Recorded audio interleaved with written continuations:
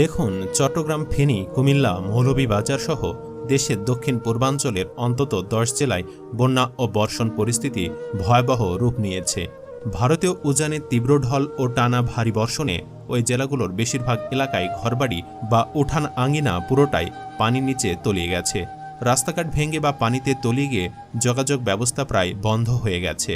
বিদ্যুৎ ব্যবস্থা, ফোনের নেটওয়ার্ক সহ প্রায় সব ধরনের ব্যবস্থায় বিপর্যয় দেখা দিয়েছে। এমন চরম প্রতিকূল পরিস্থিতির মাঝে পানিবন্দী হয়ে আটকে পড়েছেন নারী, শিশুসহ কয়েক লাখ মানুষ। এ অবস্থায় অনেক এলাকায় দেখা দিয়েছে বিশুদ্ধ পানি ও খাবারের তীব্র সংকট। ফলে দিশাহারা বানভাসী মানুষরা তাদের উদ্ধার ও ত্রাণ সহায়তার জন্য বারবার আকুতি জানাচ্ছে।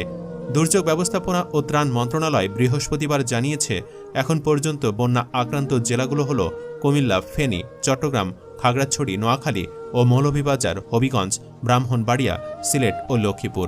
এসব জেলার ৬৫ উপজেলা বন্যায় প্লাবিত। এই ১০ জেলায় মোট ৫,৮৬,০৪০টি পরিবার পানিবন্দী হয়ে পড়েছে।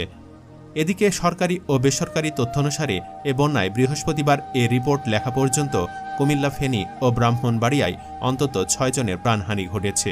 সময়ের আলোর সংশ্লিষ্ট জেলা ও উপজেলা প্রতিনিধিদের পাঠানো খবর এবং সংশ্লিষ্ট বিভিন্ন সূত্র থেকে এসব তথ্য জানা গেছে।